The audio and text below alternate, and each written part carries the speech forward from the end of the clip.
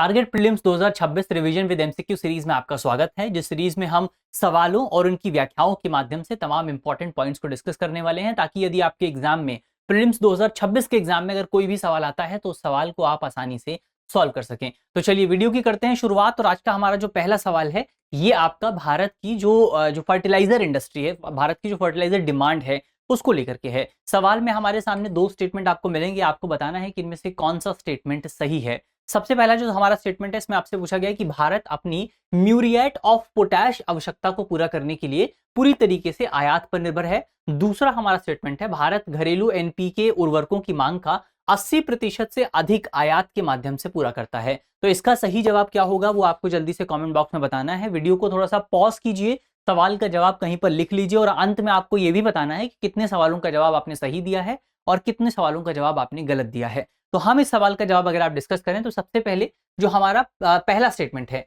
ये पूरी तरीके से ठीक है। एमओपी जो है, म्यूरिएट ऑफ पोटाश जो है, उस पर हम 100% दुनिया के दूसरे देशों पर डिपेंडेंट हैं।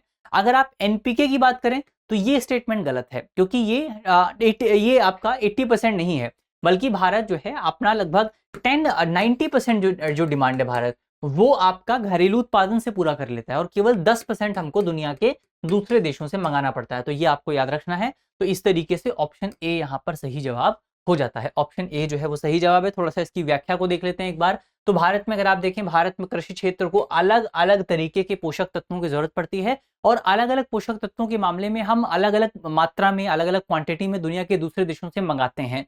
सबसे पहले म्यूरिएट और पोटाश की अगर आप बात करें तो भारत में पोटाश के उत्पादन के कम होने की वजह से भारत जो है म्यूरिएट ऑफ पोटाश के मामले में 100% जो है वो आपका दुनिया के दूसरे देशों पर डिपेंडेंट है, यानी कि आयात पर डिपेंडेंट है। तो पहला स्टेटमेंट यहां पर आपका पूरी तरीके से ठीक हो जाता है। दूसरे स्टेटमेंट की अगर आप बात करें, यहां पर अगर आप एनपीके की खपत की बात करें तो एनपीके की खपत का लगभग 90% हिस्सा जो है वो देश के अंदर ही उत्पादित हो जाता है। 90% हिस्सा जो है वो देश के अंदर ही उत्पादित हो जाता है, तो हमको केवल 10% बाहर से मंगाना पड़ता है। तो दूसरा स्टेटमेंट यहां पर आपका गलत है। यूरिया की अगर आप बात करें, यूरिया में लगभग आप कह सकते हैं कि 87% का आपका जो उत्पादन है वो हम घरेलू स्तर पर कर लेते हैं।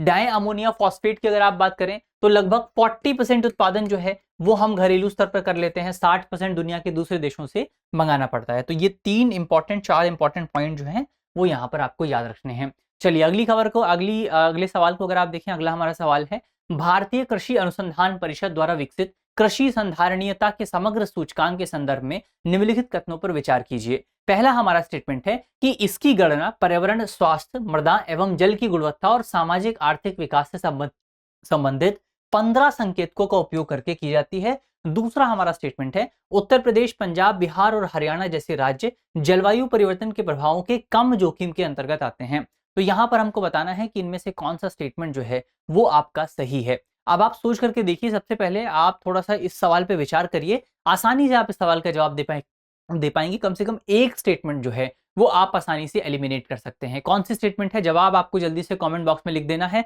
हम जवाब को डिस्कस करते हैं। यहां पर आप देखिए, यहां पर आपका लिखा हुआ है कि प्रभावों कम जोखिम वाले क्षेत्रों में आते हैं। उत्तर प्रदेश, पंजाब जो है कम जोखिम वाले क्षेत्रों में आते हैं। क्या आपको ऐसा लगता है? क्या आपको लगता है कि अगर जलवायु परिवर्तन होगा और जलवायु परिवर्तन की वजह से पंजाब पर प्रभाव नहीं पड़ेगा, क्या उत्तर प्रदेश पर प्रभाव नहीं पड़ेगा? बल्कि ये वाले जो क्षेत्र हैं ये तो सबसे उच्च जोखिम वाले क्षेत्रों में हैं, क्योंकि अगर जलवायु परिवर्तन की वजह से कृषि पर थोड़ा भी इंपैक्ट पड़ता है तो इन राज्यों को सबसे ज्यादा नुकसान होने वाला है। तो ये एक इंपॉर्टेंट पॉइंट यहाँ पर आपको याद रखना है। तो दूसरा स्टेटमेंट गलत है, पहला स्टेटमेंट भी आपका गलत है, क्योंकि ये 15 संकेतक यहाँ पर लिखे हुए हैं। ये 15 नहीं बल्कि ये 51 संकेतक हैं। तो ये आपको याद रखना है। तो पहला भी गलत है, दूसरा भी गलत है। ऑप्शन डी यहाँ पर सही जवाब हो जाता है। ऑप्शन डी जो है वो सही जवाब है। तो ये हमने देख लिया है, आपका आईसीआर की तरफ से कृषि संधारणीयता सूचकांक को डेवलप किया गया है, जो कि एक बहुआयामी मूल्यांकन है। हमारे पूरा कृषि क्षेत्र जो है उसका मल्टी डायमेंशनल एनालिसिस करता है और इसमें टोटल 51 संकेतक आपको देखने को मिलेंगे। इसके साथ साथ जो इंडो गैंगेटिक प्लेन के तमाम जो आपके राज्य हैं, जैसे पंजाब हो गया, उत्तर प्रदेश हो गया, हरियाणा हो गया और राजस्थान हो गया, ये जो तमाम क्षेत्र हैं आपके। इसके अलावा अगर आप देखें तो झारखंड वाला क्षेत्र जो है, जो चावल प्रधान क्षेत्र है, झारखंड, असम हो गया, तो यहाँ पर आपको कृषि जो जलवायु परिवर्तन है उसका बहुत ज्यादा इंपैक्ट देखने को मिलेगा। तो दूसरा स्टेटमेंट भी आपका गलत है, पहला भी गलत है, दूसरा भी गलत है। ऑप्शन डी यहाँ पर सही जवाब है। अगला सवाल देखते हैं। अगला हमारा सवाल है के 3 स्टेटमेंट यहाँ पर हमारे सामने दिए हुए हैं। हमारा पहला स्टेटमेंट है, भारत वर्तमान में अपनी खाद्य तेल की मांग का 60% से अधिक हिस्सा घरेलू उत्पादन के माध्यम से पूरा करता है। दूसरा हमारा स्टेटमेंट है, राजस्थान, मध्य प्रदेश, गुजरात और महाराष्ट्र मिलकर भारत के कुल तिलहन उत्पादन में 75% से अधिक का योगदान करते हैं। तीसरा हमारा स्टेटमेंट है, आंध्र प्रदेश और तेलंगाना मिलकर भारत के कुल पाम ऑयल का लगभग 98% उत्पादित करते हैं। इसका सही जवाब क्या होगा वो आपको जल्दी से कमेंट बॉक्स में बताना है। यहाँ पर हम देखें, पहला स्टेटमेंट अगर आप देखें, पहला स्टेटमेंट गलत है हमारा, दूसरा सही है और तीसरा सही है। पहला क्यों गलत है? पहला इस वजह से गलत है क्योंकि ये 60% नहीं है, अभी ये थोड़ा सा कम है। कितना कम है उस पर हम आगे बात करेंगे। तो 2 स्टेटमेंट यहाँ पर ठीक है, यानी कि ऑप्शन बी जो है ये आपका सही जवाब हो जाता है। ऑप्शन बी यहाँ पर सही जवाब है। चलिए इसको थोड़ा सा देख लेते हैं। तो भारत में अगर आप देखें, भारत में खाद्य जो उत्पादन है, कुल उत्पादन लगभग आपका 12.18 मिलियन टन के आसपास जो है दर्ज किया गया था। इसमें से देश घरेलू उत्पादन के माध्यम से तेल, जो खाद्य तेल है उसकी मांग का लगभग 44% हिस्सा जो है वो पूरा करने में सक्षम है। और यहाँ पर कितना लिखा हुआ था? 60% लिखा हुआ था। तो भारत 60% पूरा नहीं करता है घरेलू उत्पादन के माध्यम से, 44% पूरा करता है। तो ये एक इंपॉर्टेंट पॉइंट यहाँ पर आपको याद रखना है कि घरेलू उत्पादन से हम अपनी कुल डिमांड का 44%, किसका? तेल की डिमांड का 44% हिस्सा कवर कर सकते हैं। इसमें अगर आप देखें तो ये बेसिकली आपका पहला स्टेटमेंट जो है वो सही नहीं है। ये 44 या 43% के आसपास पहुंच चुका है। पहले ये और कम हुआ करता था, पहले ये 36% के आसपास था, फिर अभी ये बढ़कर के 44% के आसपास पहुंच चुका है। अगला स्टेटमेंट अगर आप देखें, अगला स्टेटमेंट हमारा कुल तिलहन में बेसिकली राज्यों की हिस्सेदारी को लेकर के था। तो इसमें 3 राज्य आप देखेंगे, 4 राज्य, राजस्थान, मध्य प्रदेश, गुजरात और महाराष्ट्र, ये चारों राज्य जो हैं भारत में कुल तिलहन उत्पादन में लगभग 77.68% का योगदान देते हैं। तो दूसरा स्टेटमेंट आपका ठीक है। इसके अगला जो स्टेटमेंट है वो आपका पाम ऑयल को लेकर के, और इसमें 2 राज्यों के नाम आपको खास तौर पर याद रखने हैं। कौन कौन से 2 राज्य हैं पाम ऑयल के मामले में? पहला आपका आंध्र प्रदेश है, दूसरा आपका तेलंगाना है। आंध्र प्रदेश और तेलंगाना का नाम आपको पाम ऑयल के मामले में प्रमुखता से याद रखना है, क्योंकि ये 2 राज्य जो हैं ये पाम ऑयल के कुल उत्पादन का 98% हिस्सा कवर करते हैं। इसके अलावा और भी अन्य राज्य हैं जहां पर भारत में छोटे छोटे मात्रा में पाम ऑयल का उत्पादन होता है। इसमें आपका कर्नाटक हो गया, केरल हो गया, तमिलनाडु हो गया, उड़ीसा हो गया, छत्तीसगढ़ हो गया, गोवा हो गया, मिजोरम है। तो ये भी क्षेत्र हैं जहां पर पाम ऑयल का उत्पादन होता है। लेकिन आंध्र प्रदेश और तेलंगाना में 98% पाम ऑयल का उत्पादन होता है। ये तीसरा स्टेटमेंट यहाँ पर हमारा ठीक हो जाता है। चलिए आगे बढ़ते हैं। अगला हमारा सवाल है, भारत की ब्राय ऋण स्थितियों के संदर्भ में निम्नलिखित कथनों पर विचार कीजिए। पहला हमारा स्टेटमेंट है, भारतीय रुपए में मूल्य वर्गित ऋण की भारत की ब्राय ऋण में सबसे अधिक हिस्सेदारी है। दूसरा हमारा स्टेटमेंट है, ब्राय कर्ज में सबसे बड़ा घटक ऋण का है। और तीसरा हमारा स्टेटमेंट है, सभी प्रकार के उधारकर्ताओं में गैर वित्तीय निगमों की भारत के कुल ब्राय ऋण में सबसे अधिक हिस्सेदारी है। तो इसका सही जवाब क्या होगा वो आपको थोड़ा सा सोचना है, वीडियो को पॉज करना है और फिर सवाल का जवाब देने की कोशिश करनी है। हम जवाब अगर आप डिस्कस करें तो यहाँ पर पहला स्टेटमेंट जो है आपका ये गलत है। पहला स्टेटमेंट गलत है क्योंकि यहाँ पर रुपया लिखा हुआ है। भारतीय रुपया जो है उसमें मूल्य वर्गित नहीं है, बल्कि सबसे ज्यादा जो भारत का एक्सटर्नल लोन है वो डॉलर में आपको देखने को मिलेगा। तो ये आपको याद रखना है, भारत का सबसे ज्यादा एक्सटर्नल लोन जो है वो डॉलर में आपको देखने को मिलेगा। तो पहला स्टेटमेंट आपका गलत है, पहला गलत है आपका। तो यहाँ पर आप इसको जो है ऐसे काट सकते हैं।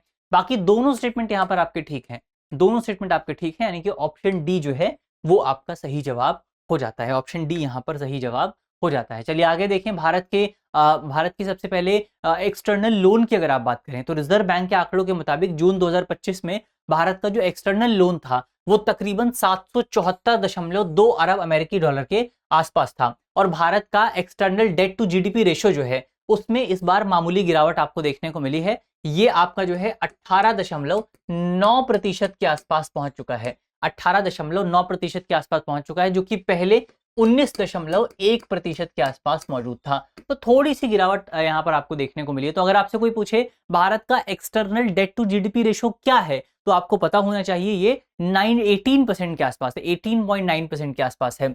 इसके अलावा अगर आप देखें भारत में जो लोन है वो कौन सी मुद्रा में है, तो इसमें सबसे ज्यादा लोन जो है वो आपको डॉलर में देखने को मिलेगा। डॉलर में जो लोन है वो तकरीबन आपका 53.8% के आसपास है। सेकंड नंबर पर आपको भारतीय रुपया देखने को मिलेगा जिसकी कुल हिस्सेदारी 30% के आसपास है। फिर जापानी येन है, एसडीआर है, यूरो है, इनमें भी भारत ने लोन ले रखा है। तो ये आपका पहला स्टेटमेंट जो है वो गलत है।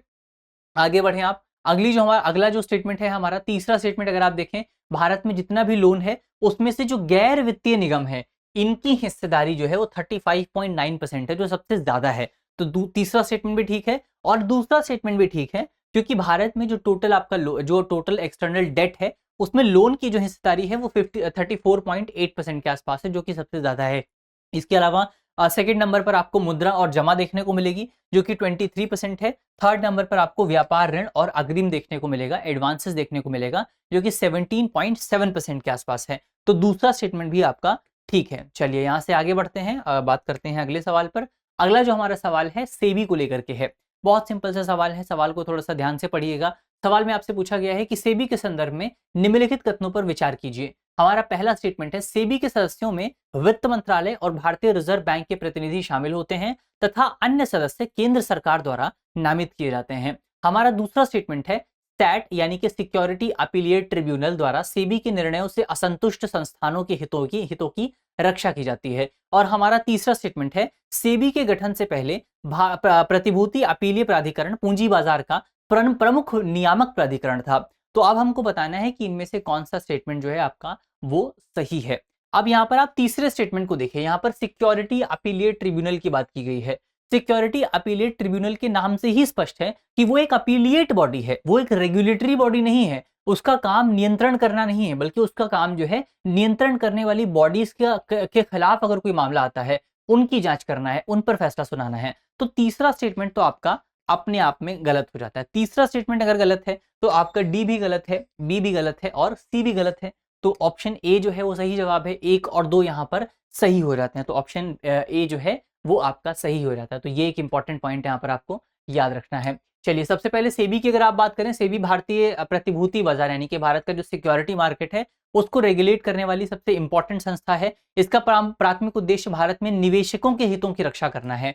सेबी के प्रशासनिक बोर्ड की अगर आप बात करें, जिसमें एक अध्यक्ष आपको मिलेगा, पूर्णकालिक मेंबर्स व अंशकालिक मेंबर्स आपको मिलेंगे। अध्यक्ष की नियुक्ति केंद्र सरकार द्वारा की जाती है। इसके अलावा इस बोर्ड में वित्त मंत्रालय के मेंबर्स भी आपको मिलते हैं। वित्त मंत्रालय के 2 सदस्य रहते हैं। रिजर्व बैंक ऑफ इंडिया का एक मेंबर आपको मिलता है और केंद्र सरकार द्वारा नामित एक मेंबर आपको मिलेगा, यानी कि पहला स्टेटमेंट यहाँ पर आपका ठीक है। सेबी का मुख्यालय आपको याद रखना है मुंबई में आपको मिलेगा। इसके अलावा इसके कुछ रीजनल ऑफिसेज हैं, दिल्ली में है, अहमदाबाद में है, कोलकाता में है और चेन्नई में। यहाँ पर आपको रीजनल ऑफिसेज भी देखने को मिल जाएंगे। इसके अलावा सेबी जो है अगर आपके खिलाफ सेबी कोई फैसला देता है और आप उस फैसले से संतुष्ट नहीं हैं तो आप सैट के पास जा सकते हैं, यानी कि सिक्योरिटी अपीलिएट ट्रिब्यूनल के पास जा सकते हैं। तो दूसरा स्टेटमेंट यहाँ पर ठीक है और तीसरा स्टेटमेंट गलत है, क्योंकि सैट का काम बाजार को रेगुलेट करना नहीं था। ये काम कौन करता था? ये काम किया रहता था कंट्रोलर ऑफ कैपिटल इश्यूज द्वारा। ये काम कौन करता था? कंट्रोलर ऑफ कैपिटल इश्यूज द्वारा ये काम किया रहता था। तो ये आपको याद रखना है।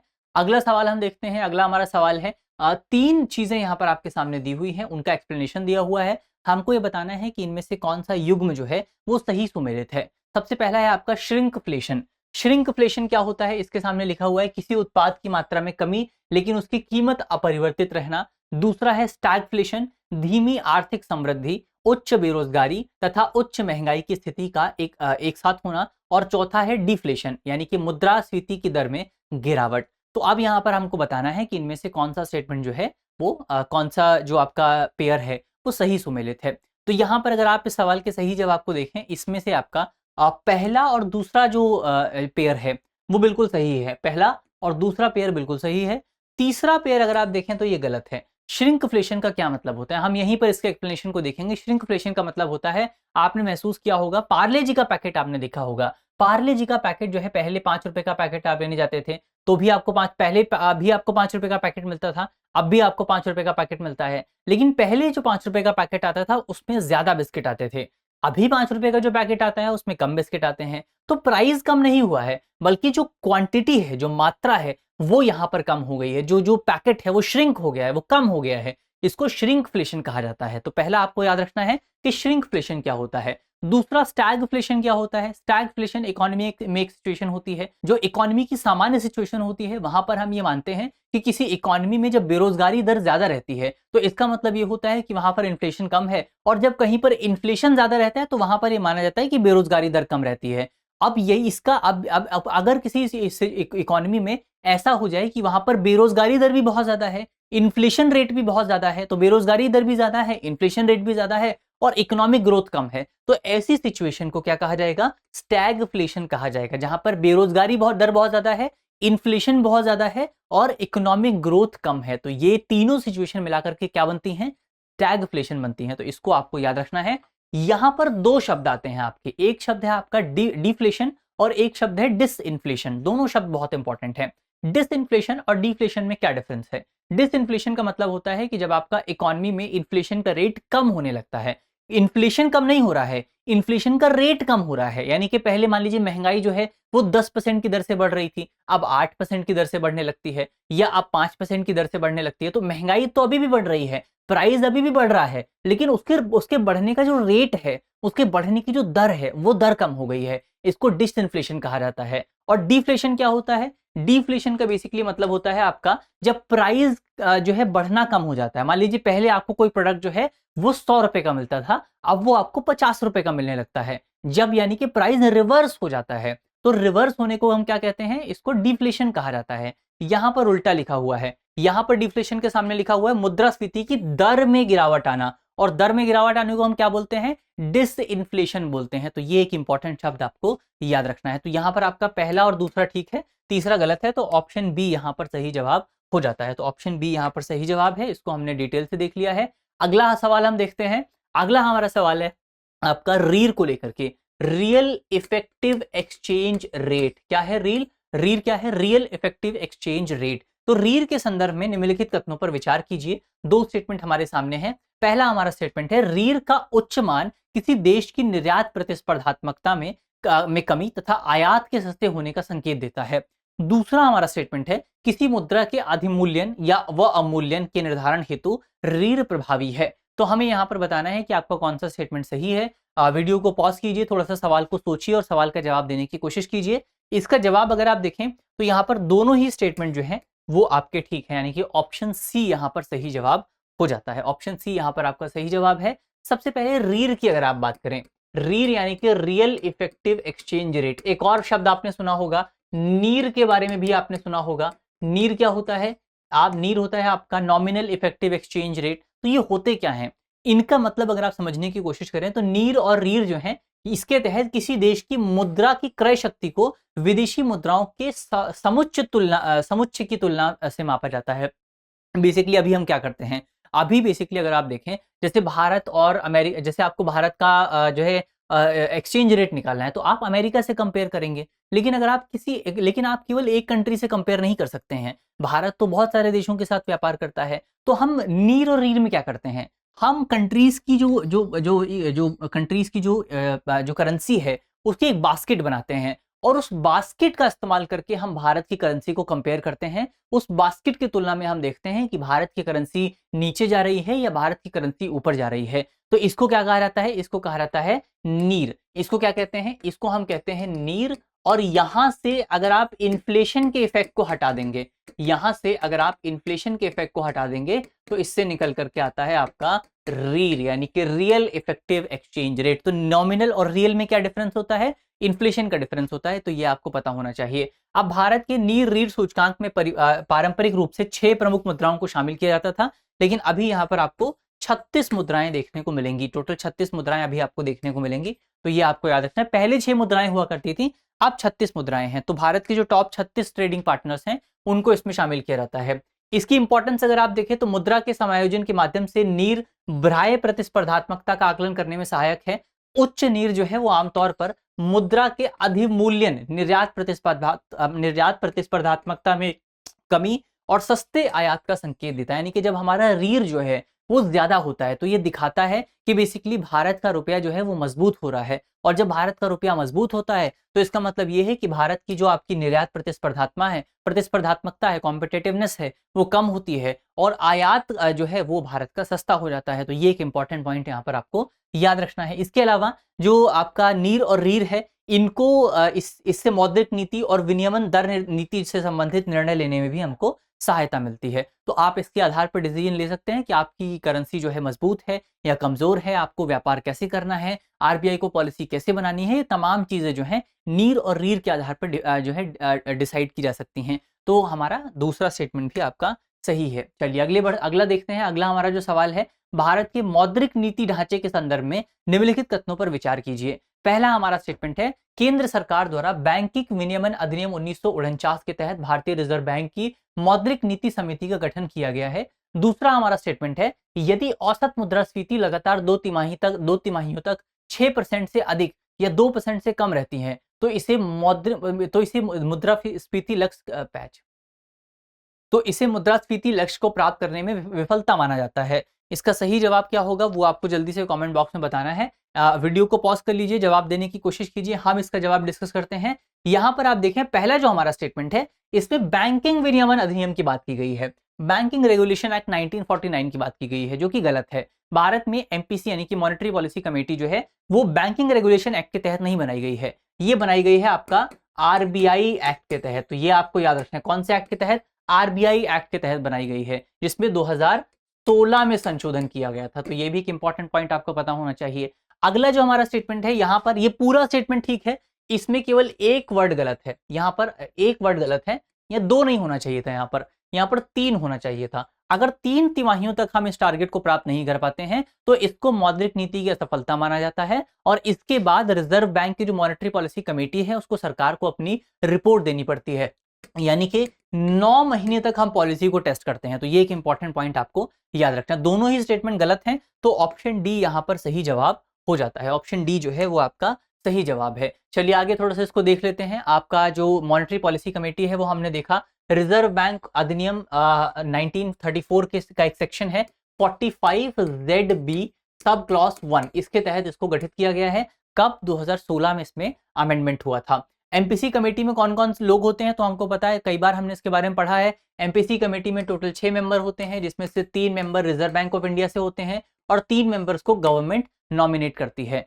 जो रिजर्व बैंक ऑफ इंडिया के 3 मेंबर्स हैं, इसमें एक आपके आरबीआई के गवर्नर होते हैं, एक आरबीआई के डेप्यूटी गवर्नर होते हैं, और तीसरे व्यक्ति जो है आरबीआई का जो सेंट्रल बोर्ड है उससे नामित होते हैं। तो आरबीआई के गवर्नर, आरबीआई के डेप्यूटी गवर्नर और आरबीआई के सेंट्रल बोर्ड से नामित एक व्यक्ति इसमें शामिल होते हैं। ये जो सरकार के 3 लोग हैं इनको गवर्नमेंट खुद नॉमिनेट करती है, जो कोई भी हो सकता है। तो ये एक इंपॉर्टेंट पॉइंट यहाँ पर आपको याद रखना है। तो हमने एमपीसी की स्ट्रक्चर क्या रहता है उसको हमने समझ लिया है। महंगाई का आपका जो हमारा फ्रेमवर्क है, पूरा जो इन्फ्लेशन का पूरा फ्रेमवर्क है, उसको अगर हम समझने की कोशिश करें तो इसको 2016 में हमने देखा था कि डिसाइड किया गया था, और इसको 2016 में हमने सबसे पहले ये फ्रेमवर्क अपनाया था। जो रीसेंट फ्रेमवर्क है उसको 2021 में हमने एक्सेप्ट किया था, 2026 के लिए ये लागू है, और अभी इसको बढ़ा दिया गया, अभी इसका टाइम पीरियड जो है वो बढ़ा दिया गया है। अभी देखना है आपका टारगेट क्या है। टारगेट है हमारा 4% प्लस माइनस 2%। क्या है? 4% प्लस माइनस 2%, यानी कि आरबीआई का टारगेट क्या है? आरबीआई को 4% पे रहना है, जिसमें आरबीआई 2% नीचे जा सकता है, 2% ऊपर जा सकता है। यानी कि आपका रेंज क्या बनती है? रेंज बनती है आपका 2% से लेकर के 6% की रेंज आपको देखने को मिलती है। 2% से लेकर के 6% की रेंज आपको देखने को मिलती है। तो ये रेंज आपको याद रखनी है। और कितने महीने तक आरबीआई इसको प्राप्त कर सकता है? 9 महीने तक, यानी कि 3 तिमाहियों तक, 3 क्वार्टर्स तक आरबीआई जो है वो इसको प्राप्त कर सकता है। तो ये एक इंपॉर्टेंट पॉइंट यहां पर हमारे सामने निकल करके आता है। तो आपका दूसरा स्टेटमेंट जो है वो भी गलत है। चलिए आगे बढ़ते हैं। अगला हमारा सवाल एफडीआई की प्रवृत्ति को लेकर के है, भारत में एफडीआई के ट्रेंड को लेकर के है। सवाल में हमारे सामने 3 स्टेटमेंट है, आपको बताना है कि कौन सा स्टेटमेंट सही है, कौन सा स्टेटमेंट गलत है। पहला हमारा स्टेटमेंट है, वित्त वर्ष 2023-24 की तुलना में वित्त वर्ष 2024-25 में एफडीआई अंतर्वाह यानी कि आउटफ्लो, भारत से बाहर गया है पैसा, अंतर्वाह में 10% से अधिक की वृद्धि हुई है। दूसरा हमारा स्टेटमेंट है, वित्त वर्ष 2024-25 में एफडीआई इक्विटी अंतर्वाह में सर्वाधिक हिस्सेदारी विनिर्माण क्षेत्र की रही। और तीसरा हमारा स्टेटमेंट है, वित्त वर्ष 2024-25 में एफडीआई इक्विटी अंतर्वाह में सबसे अधिक हिस्सेदारी महाराष्ट्र की रही। तो अब हमको बताना है कि कौन सा स्टेटमेंट यहाँ पर आपका ठीक है। ये करेक्ट कर लीजिएगा आप, अंतर्वाह का मतलब पैसे भारत में आने से होता है, तो ये इनफ्लो की बात यहाँ पर हो रही है। तो सबसे पहले अगर आप देखें दूसरा स्टेटमेंट आपका गलत है। दूसरा स्टेटमेंट गलत इस वजह से क्योंकि जब भी हम एफडीआई की बात करते हैं तो वहां पर हमको पता होना चाहिए कि भारत में सबसे ज्यादा जो एफडीआई है वो विनिर्माण क्षेत्र में नहीं आता है, वो कंप्यूटर और आईटी के क्षेत्र में आता है। कंप्यूटर और आईटी सॉफ्टवेयर के क्षेत्र में सबसे ज्यादा पैसे भारत को मिलते हैं, तो ये आपको पता होना चाहिए। तो दूसरा अगर आपका गलत है तो यहाँ पर आप इसको भी हटा सकते हैं, ये भी आपका बाहर हो जाएगा और ए भी बाहर हो जाएगा। तो ऑप्शन सी इसका सही जवाब हो जाता है। ऑप्शन सी जो है वो आपका सही जवाब हो जाता है। तो ये हमने देख लिया है। सबसे पहले अगर आप इसकी व्याख्या देखें तो भारत में जो आपका एफडीआई इनफ्लो है, इनफ्लो की हम बात कर रहे थे, एफडीआई इनफ्लो जो है वो भारत में बढ़ा है। कितना बढ़ा है? 14% की ग्रोथ आपको देखने को मिली है भारत में, 10% से ज्यादा है, ये हमको पता होना चाहिए। दूसरा अगर आप देखें भारत में कौन कौन से क्षेत्र में ज्यादा एफडीआई आता है, तो आपका कंप्यूटर सॉफ्टवेयर और हार्डवेयर में हम सबसे ज्यादा एफडीआई प्राप्त करते हैं। सेकंड नंबर पर आपको ट्रेडिंग देखने को मिलता है, तो मैन्युफैक्चरिंग आपका बहुत पीछे है, तो ये आपको पता होना चाहिए था। तो ऑप्शन सेकंड स्टेटमेंट यहाँ पर गलत है।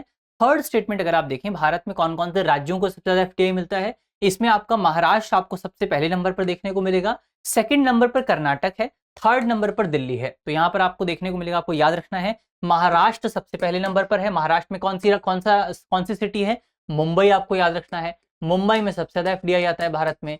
सेकंड नंबर पर आपको कर्नाटक देखने को मिलेगा। कर्नाटक की कौन सी सिटी है जो आपको पता होनी चाहिए? बैंगलोर आपको याद रखना है, बैंगलोर आईटी हब है, इसीलिए बैंगलोर में बहुत पैसा आता है, तो एफडीआई वहां पर ज्यादा है। थर्ड नंबर पर आपको दिल्ली याद रखना है, दिल्ली तो अपने आप में ही एक सिटी है, तो ये भी नाम आप यहाँ पर याद रख सकते हैं। तो ये एक इंपॉर्टेंट पॉइंट यहाँ पर आपके लिए जरूरी था जो आपको पता होना चाहिए। चलिए आगे बढ़ा जाए। अगली जो हमारी खबर है, अगला जो सवाल है वो आपका वेज एंड मीन्स एडवांस को लेकर के है, यानी कि अर्थोपाय अग्रिम को लेकर के है। अर्थोपाय अग्रिम यानी कि वेज एंड मीन्स एडवांस के संबंध में निम्नलिखित कथनों पर विचार कीजिए।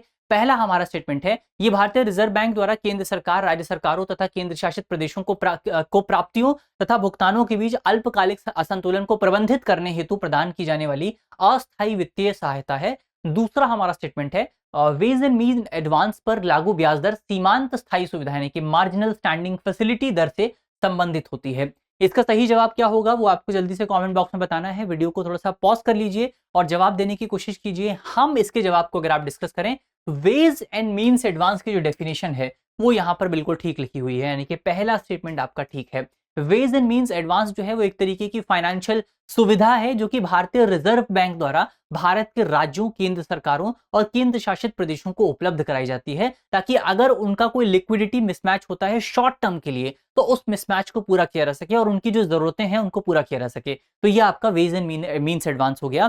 पहला स्टेटमेंट आपका ठीक है।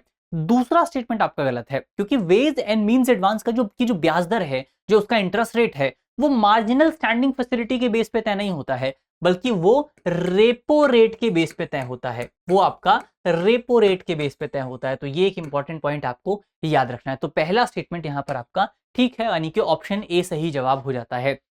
चलिए बाकी हमने डिटेल तो इसकी डिस्कस कर ली है। वेज एंड मीन्स एडवांस क्या है? आरबीआई उपलब्ध कराता है किसको?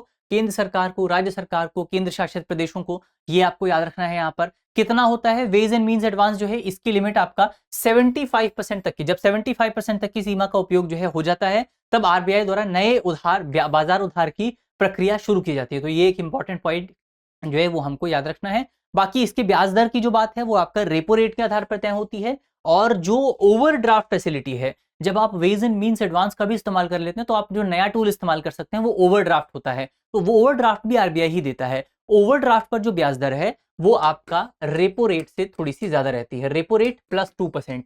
इतना आपको ओवरड्राफ्ट पर जो है ब्याज देना पड़ता है। किसको? केंद्र सरकार को, राज्य सरकार को और यूनियन टेरिटरीज को। तो ये एक इंपॉर्टेंट पॉइंट यहाँ पर हमको याद रखना है। चलिए आगे बढ़ा जाए। अगला जो हमारा सवाल है वो आपका प्रैक्टिस क्वेश्चन है, जिसका जवाब आपको कमेंट बॉक्स में देना है। सवाल में आपसे पूछा गया है, निम्नलिखित उत्पादों पर विचार कीजिए। कुछ उत्पाद हमारे सामने यहाँ पर दिए हुए हैं, 6 उत्पाद हैं। मांस तथा मांस उत्पाद, दुग्ध उत्पाद, मायक पेय, मादक पेय, फ्लोरिकल्चर उत्पाद, कोको तथा चॉकलेट उत्पाद और गैर मादक पेय। उपरोक्त उत्पादों में से कितने कृषि तथा प्रसंस्कृत खाद्य उत्पाद निर्यात विकास प्राधिकरण यानी अपीडा के अनुसूचित उत्पादों के अंतर्गत शामिल हैं? हमारे सामने ऑप्शन है केवल 3, केवल 4, केवल 5 या केवल 6। तो इसका सही जवाब क्या होगा वो आपको जल्दी से कमेंट बॉक्स में बताना है कि यहाँ पर आपका इनमें से कौन कौन से प्रोडक्ट जो हैं वो अपीडा के अंतर्गत आते हैं। यहाँ पर इसी नोट के साथ करते हैं आज के अपनी वीडियो को समाप्त। मुझे उम्मीद है इस वीडियो में हमने जितने भी इंपॉर्टेंट पॉइंट डिस्कस किए हैं वो पॉइंट आपको समझ में आए होंगे, और अगर आपको वीडियो अच्छी लगी है तो वीडियो को लाइक कीजिएगा, अपने दोस्तों के साथ, अपने साथियों के साथ वीडियो को शेयर कीजिएगा। मिलते हैं आपसे अगली वीडियो में, तब तक के लिए अपना ख्याल रखिए, ध्यान रखिए, पढ़ते रहिए। धन्यवाद।